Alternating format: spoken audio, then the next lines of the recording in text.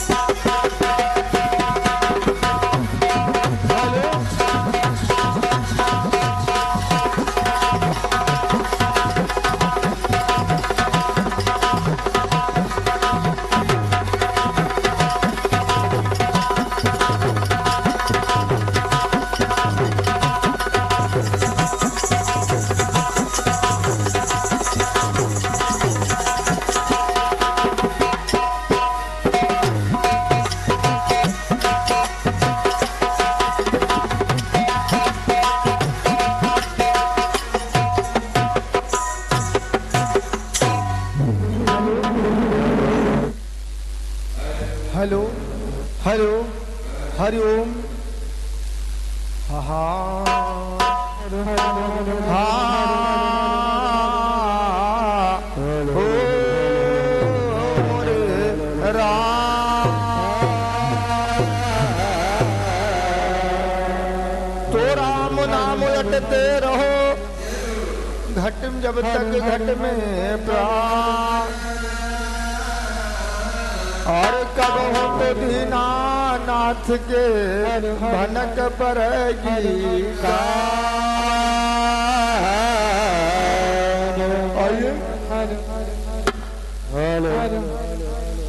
हमारे भैया जी ने सवाल कर दिया, कहा कमल फूल फिरूमा काहे रहत रहे। वीरेंद्र भैया अब पीछे न चलो।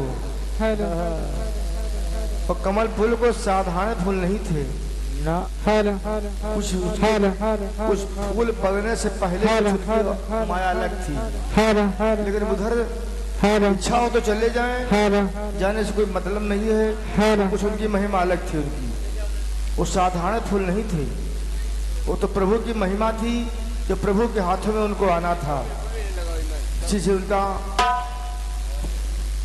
हेलो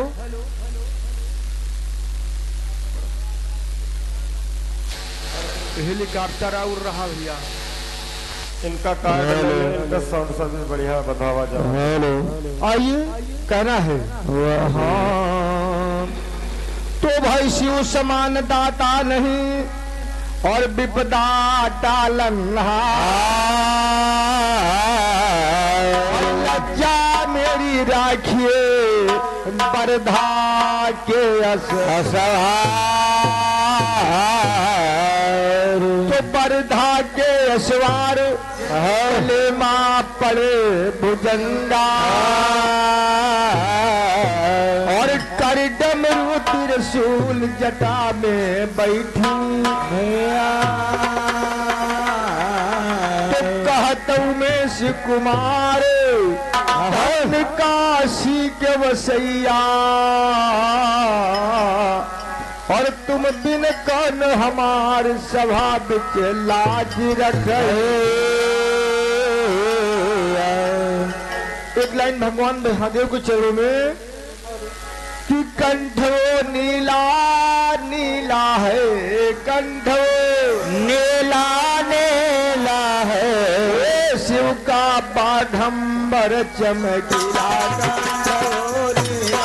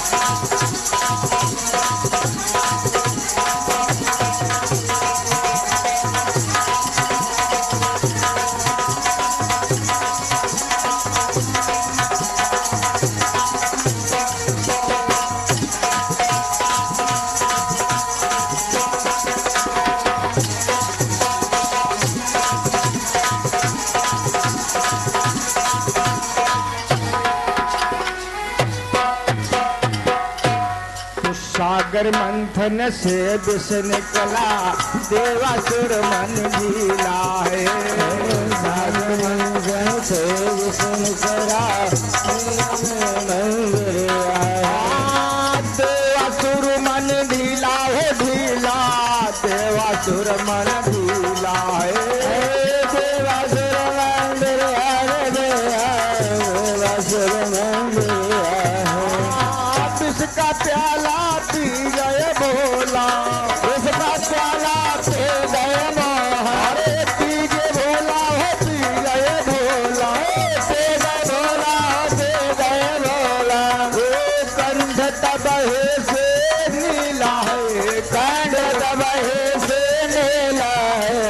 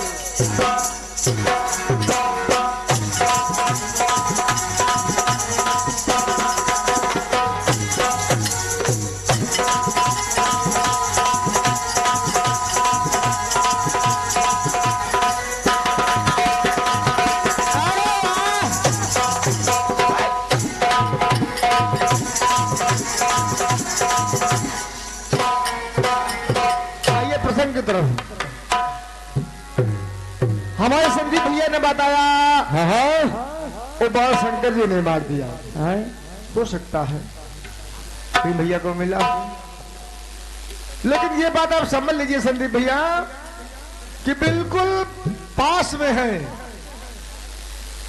लेकिन कवर नहीं कर पाए। हाँ तो बिल्कुल पड़ोस में, क्योंकि बात पहले हमने बता दिया था कि देवताओं का मत है कि अगर भनैया को भगवान कन्हैया को कुछ हो गया तो हम सबका जीवन व्यर्थ है। और हमारे बड़े भैया इंद्र कुमार भाई साहब जो घर मालिक हैं भगवान कन्हैया के चरणों में 100 रुपये का दान प्रदान कर रहे हैं। और हम परमात्मा से प्रार्थना करेंगे कि जिस तरह से हमारे भैया पूरे परिवार से आपकी सेवा में लगे हुए हैं, आपके भंडारा में, आपके जन्मोत्सव में और सत्संग भी करवा रहे हैं, तो हे प्रभु आप भी हमारे भैया के पूरे परिवार का, पूरे गांव का सदा कल्याण करते रहें। बोले सच्चे दरबार की आगे बिहारी लाल की। और हमारे राम समझ भैया जी इसी गांव के वासी निवासी हैं। 51 रुपयों का उपहार, स्वागत बंदन बारंबार बोल साचे दरबार की। तो बिल्कुल सट कर निकल गए, लेकिन थोड़ा लगा तो आपने मारा तो ढीला, लेकिन ढीला लगा नहीं। मामला देवताओं का ही है, लेकिन शंकर जी वो नहीं थे। अभी वो लग जा तो लग जा, अरे लग जाए तो लेकिन नहीं लग तो फिर मारिन तो रहा करें, कम से कम प्रयास तो किहिन। और का इतना ही बहुत है, इतना बहुत। और एक वीरेंद्र भैया बताए कहें कमल फूल फिर वाह भैया, अरे खैर आप अच्छे वक्ता हैं, रामायण का आपको अच्छा ध्यान है, कथा हम इस बात को जानते हैं वीरेंद्र भैया कि आपके पास रामायण का अध्ययन बढ़िया है। और हम सवाल तुमको नहीं दे रहे हैं, लेकिन थोड़ी एक भूली बात हम आपसे पूछ रहे हैं। क्या? प्रयास करके बताना। और किताब का नाम भी बता रहे हैं, और शायद उसको आप रोज पढ़ते हैं, गर्ग संगीता।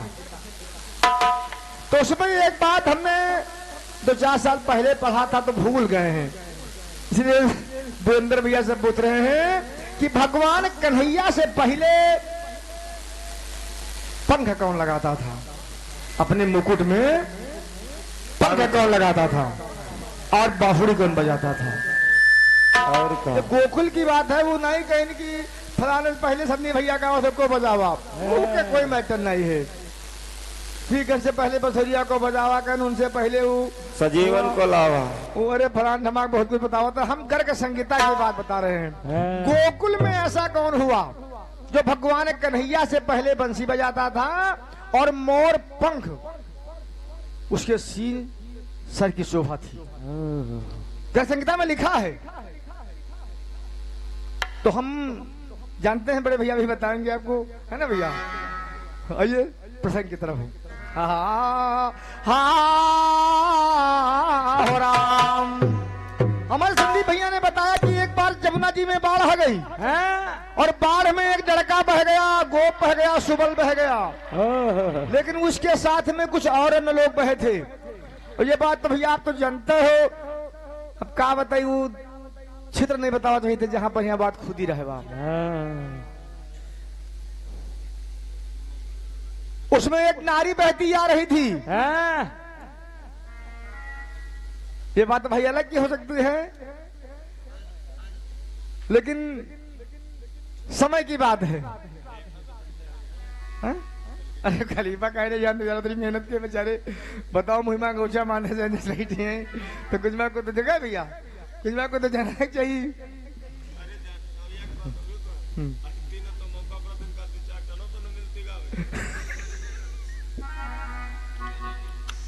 अरे नहीं जरूरी रहा यार भाई। तो आइए प्रसंग की तरफ। पर हमारे खलीफा जी ने बता दिया नहीं ये बात प्रयास गलत है, तो हम समझ गए सारा हमारा, बाकी चलना बेकार है, क्योंकि उनके मेन मुखिया तो उनके ही बैठे हैं। तो आइए प्रसंग की तरफ। हमारे भैया ने गीत दिया कि राधा जी विलाप कर रहे हैं भगवान कन्हैया के जाने के बाद, लेकिन अभी कन्हैया गोकुल से मथुरा नहीं गए। क्यों भैया? अभी तो कन्हैया जी ही हैं अपन तांडव नृत्य और जो कुछ माल मसाला झुलका रहे हैं। तो एक लाइन में, केवल एक लाइन में कहेंगे क्या? एक समय भगवान कन्हैया जब मथुरा को गए तो उधर से उद्धव जी आए। उद्धव जी समझा रहे हैं कि प्रेम क्या चीज होता है। तो सखिया बता रही हैं हा हा कि जाऊन ब्रिजा मई हया मारी तबारा साई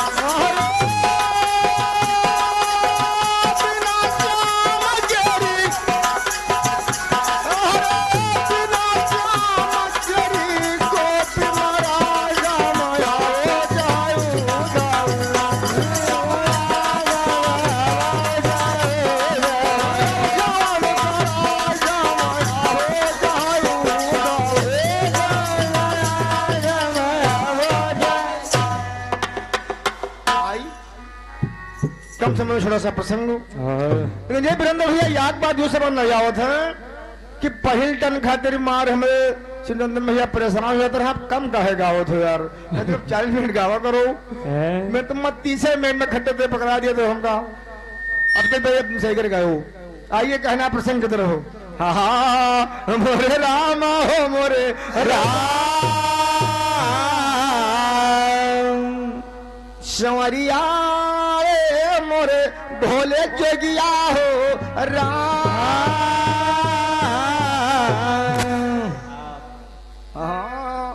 अरे कन्हैया जी से देवकी, कन्हैया जी से देवकी, कन्हैया जी से देवकी कि भैया मांगे को छपा सारी कन्हैया जी से देव। अरे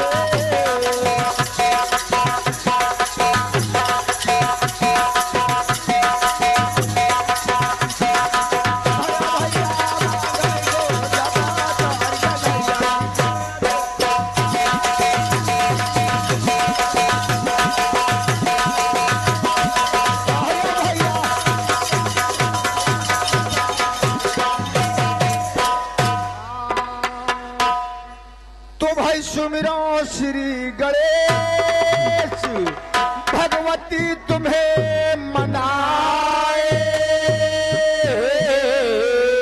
बाल रूप श्री कृष्ण रहे लीला दिखलाए। धीरे धीरे भय कन्हैया और जब कुछ रुसराना वैसे कंठा मन मारा।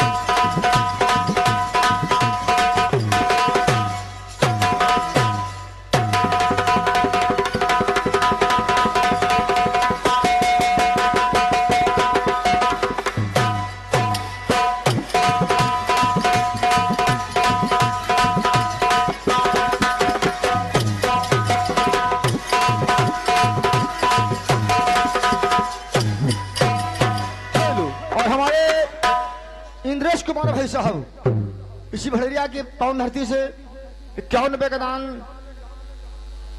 राधे कृष्ण बाके बिहारी इंद्रेश भैया का सदा करते रहे कल्याण बोले शंकर भगवान की। इधर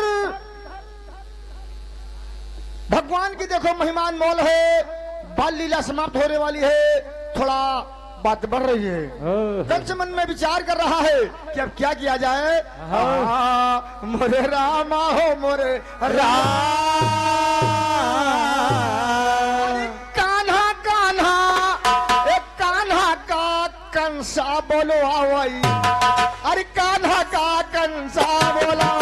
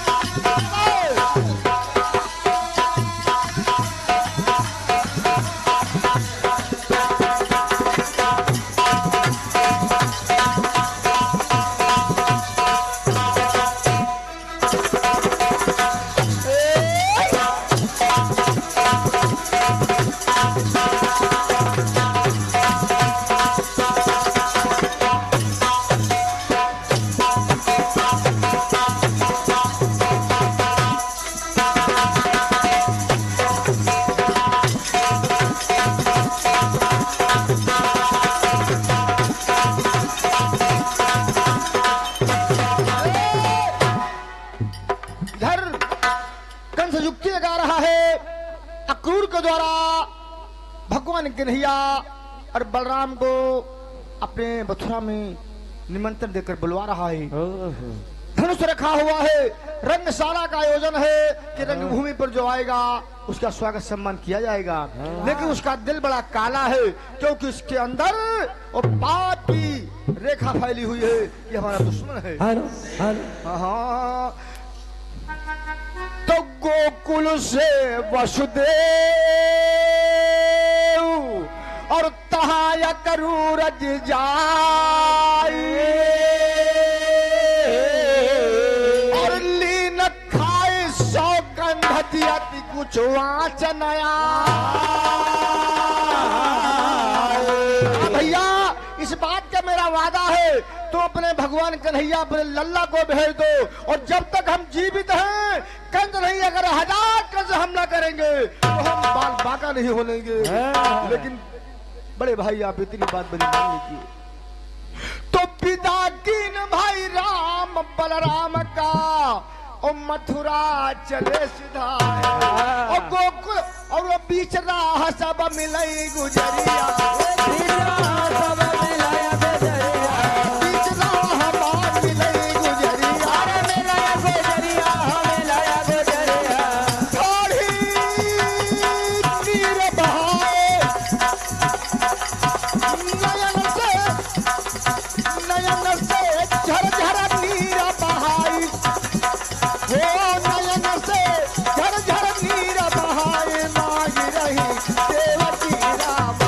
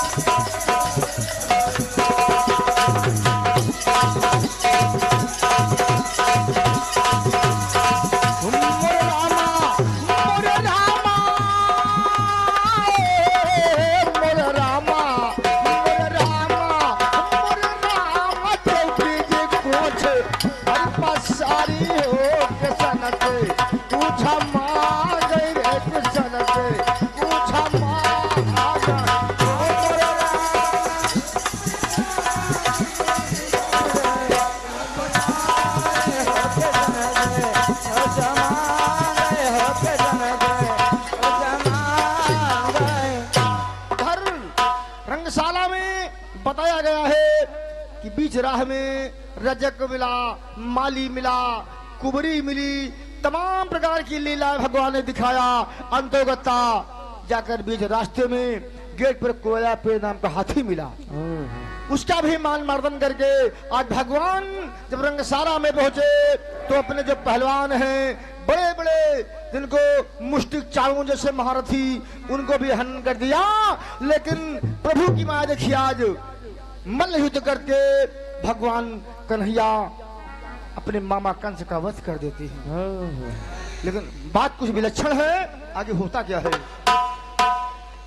और हमारे दिलीप कुमार भैया जी जो घर मालिक हैं, पुनः 100 रुपये का दान कर रहे हैं। हम बार बार भगवान बांके बिहारी कन्हैया जी प्रार्थना करते हैं कि जिस तरह परिवार वाले, गांव वाले हमारे भैया आप सबके पीछे आपके पूजा ध्यान में लगे हुए हैं, हे प्रभु उसी तरह से पूरे गांव, पूरे परिवार का कल्याण करें, पूरे सच्चे दरबार की। देखिए हुआ क्या, कंस का हनन हो गया, कंस मारा गया। तो वहां देखिए बलराम और भगवान कन्हैया, अक्रूर और उनके नंद बाबा साथ में देखिए जेल में जाते हैं और जेल में देवकी वसुदेव को छुड़ा रहे हैं। लेकिन वहां एक घटना घट रही है। मोरे रामा हो मोरे राम, तो दिया कंस का मारी, अरे कृष्ण आगे बढ़ जाए और जहां देवकी वसुदेव रहे जीवन बिता, हाथ जोड़ के दोनों भैया और चरण शीश नवाए और नन नीर देवकी से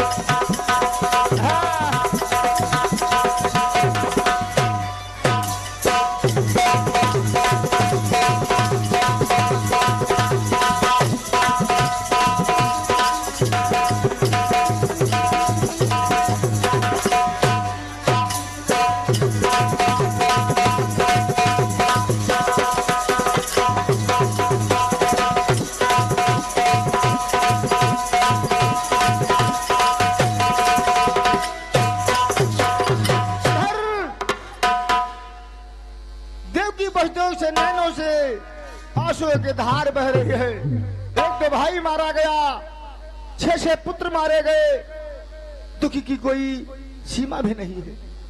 भगवान कन्हैया पैरों में गिरते हैं, लेकिन देवकी झपट कर सीने से लगा लेती है कि बेटा तेरा स्थान तो सीने में है, क्योंकि सीने का स्थान तो न जाने किस जन्म में कौन सा पाप किया था जो वंचित रह गया। तो कहा नहीं माँ, हम तुमको छुड़ाने कहा ना, ये तो नहीं हो पाएगा। देवकी वसुदेव ने कहा ये नहीं हो पाएगा। तो कहा रे कहा हम इसी जेल में रहेंगे। अरे कहा पिताजी ऐसी बात शोभा नहीं दे रही है। अरे नाना उग्रसेन को सिंहासन पर बिठाना है और आपको मुक्त करना है। कहा ना। तो कहा हमें कुछ मांगे दीजिए। तो कहा बताओ। भगवान कहे बताओ मत, तुम्हारे लिए कौन सी ऐसी चीज है महादेव के पास भी है कि तुम्हारा पुत्र कृष्ण वादा कर रहा है लेकर आएगा। लेकर आएगा तो फिर आएगा। अरे देवकी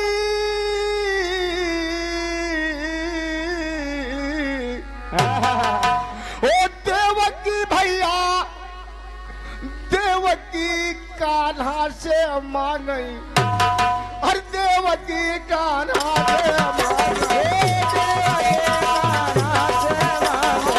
देवकी कान्हा से मांगई।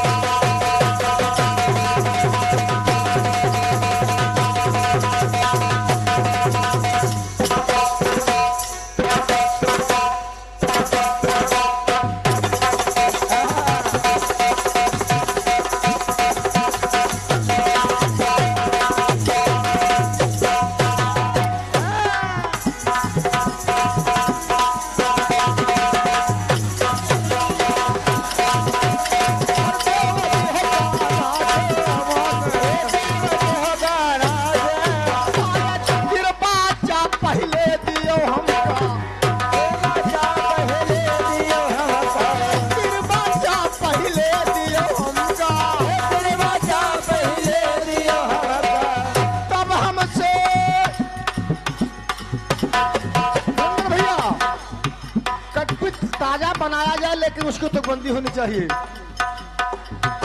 और तब पीछे सुनी लेवती कान्हा से मांगा,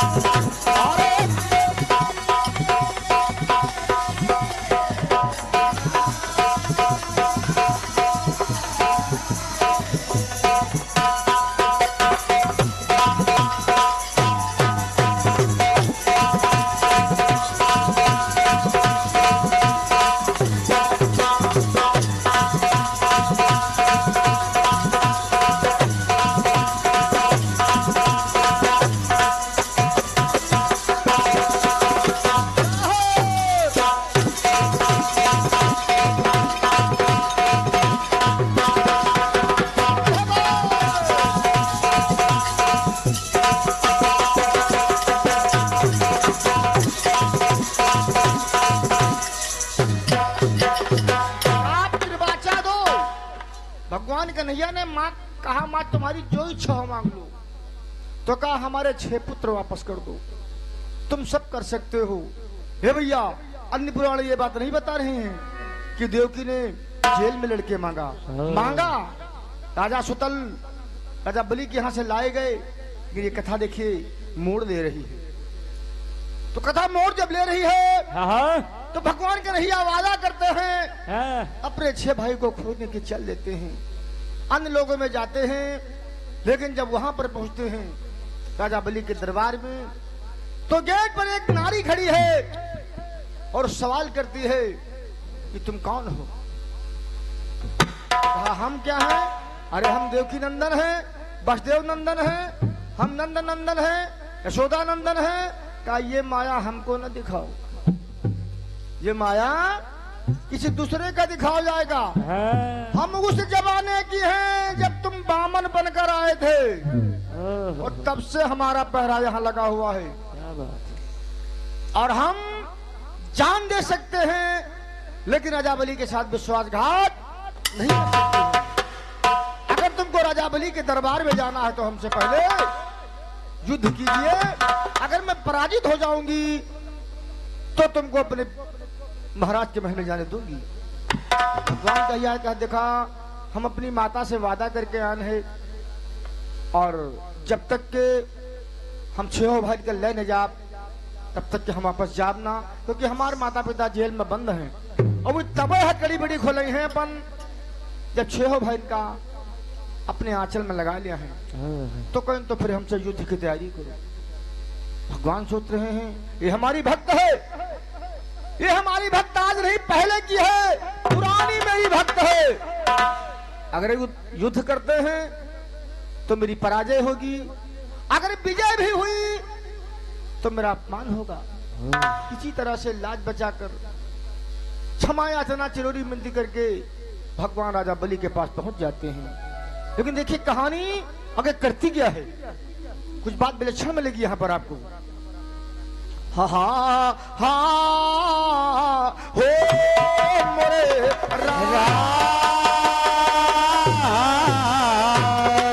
तो राजा बल जब मिला अरे बहुत किन्हो सत्कारा और कैसे आना हुआ बता दो नंद कुमार।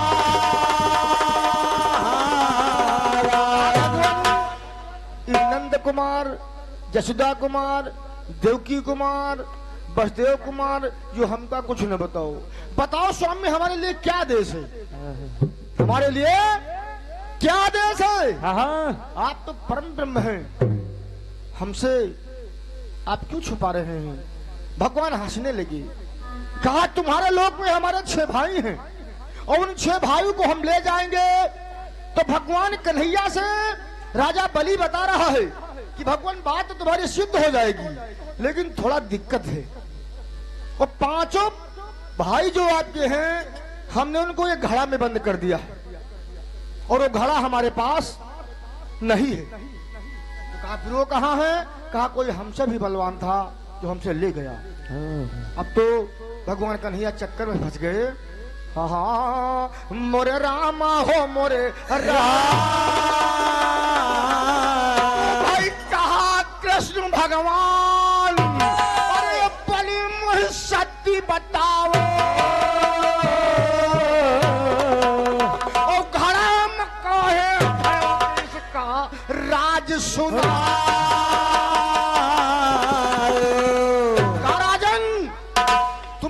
भाइयों को घड़े में बंद कर दिया। तो कहा लेकिन महाराज हम क्या करें, हम मजबूर थे। तो कहा कर्म भाई मोरे भाई का और घड़ा माडा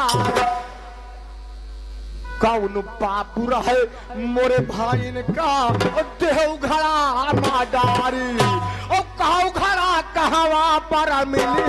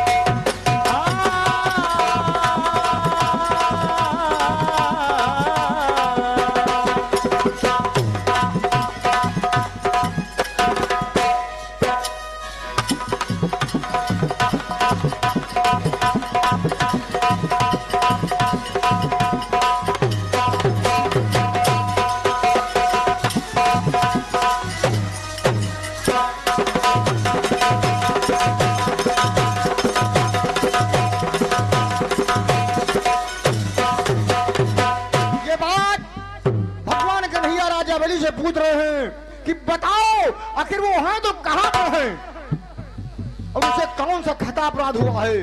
तो राजा बलि बता रहा है हाँ तो कहे भूप महिपाल अरे घड़न के गाथा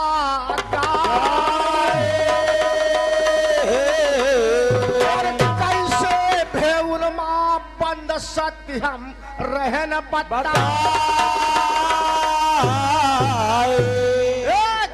कहीं कन्हैया राजा बल कान्हा से बोले मंद मंद मुस्किया राजा बल कान्हा से बोले मंद मंद राजा बल कान्हा से बोले मंद मंद मुस्किया मंद मंद मुस्काए भैया मंद मंद दुलंदास भज गुरु जग जीवन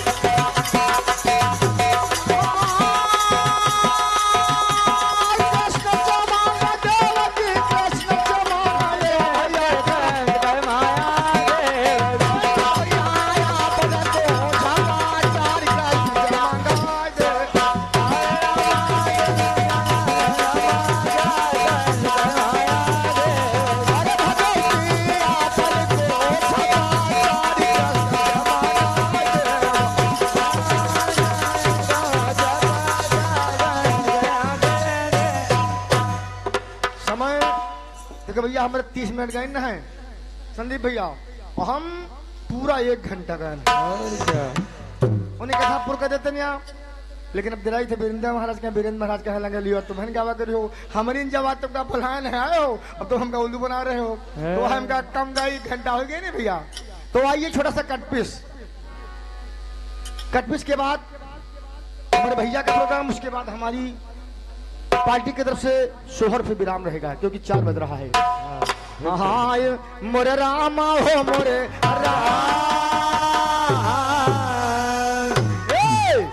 किसी कवि ने गाया है क्या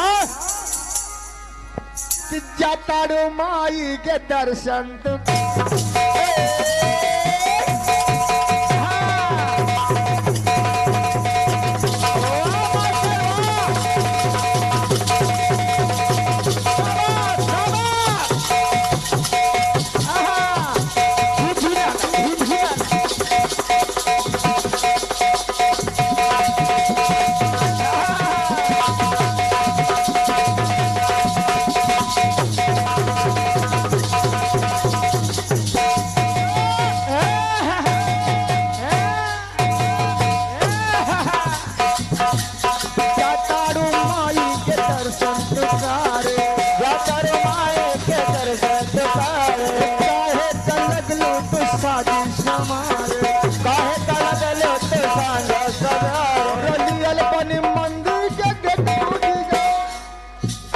रियल बनी मंदिर के गेट पे वीडियो बना के भेजबू नेट पे बुलेट को जीजा बुलेट को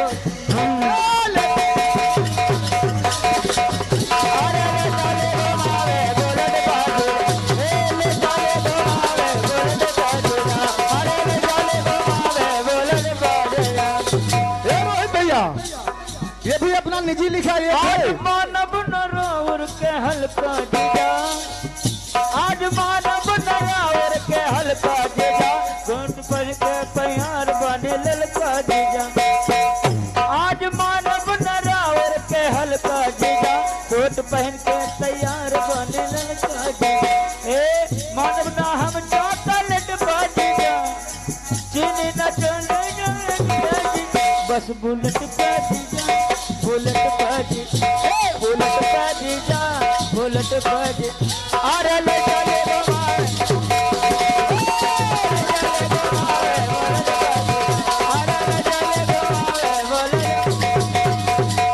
ए भैया देखा हम यू कोई गावा है, कोई कभी लिखा गावा है, मगर हम किसी के गावा नहीं गए थे, कटपीस गई तो अपन लिखा वरना हम न गए, लेकिन हमने क्या लिखा है क्या कुकुरपत लिखा पत्र पांडव है पाई।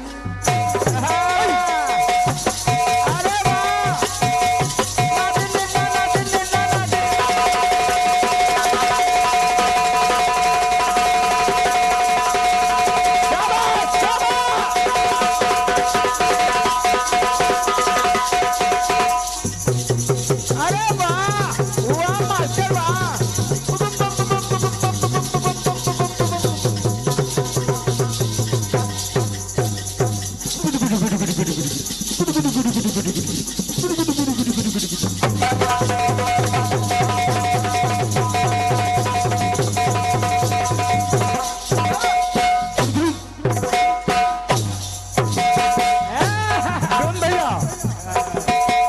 जिस समय महाभारत के मैदान में द्रोणाचार्य ने चक्रव्यूह की रचना कर दिया तो अर्जुन सुश्रुता नाम के दानों को मारने के लिए चले गए, और उसी बीच में द्रोणाचार्य मौका पा गए।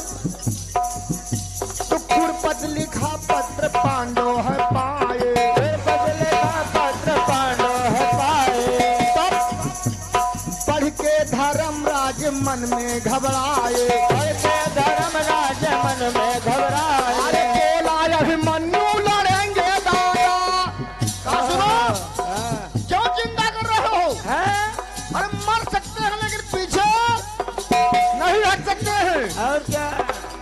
अरे बोला अभिमन्यु लड़ेंगे दादा, पर न पीछे धरेंगे दादा, लड़ेंगे दादा मरेंगे दादा, अरे जीतेंगे या फिर मरेंगे दादा, अरे जीतेंगे या फिर मरेंगे दादा, अरे जीतेंगे या फिर मरेंगे दादा, अरे जीतेंगे या फिर मरेंगे दादा। आज मानव न राउर कहनवा दादा, कहो दादा, दादा सब कुछ कहना लेकिन चक्रव्यूह में जाने से हमें मत रोकना, क्योंकि हमारे जान की बात नहीं, ये कौरव पांडवों के वंश की नाक की बात है। पिताजी नहीं हो तो क्या हुआ, हम तो हैं। आज मानव न राउर कहनवा दादा, तीर तलवार से होई लड़नवा दादा, तीर तलवार से होई लड़नवा दादा, तीर तलवार से होई लड़नवा दादा।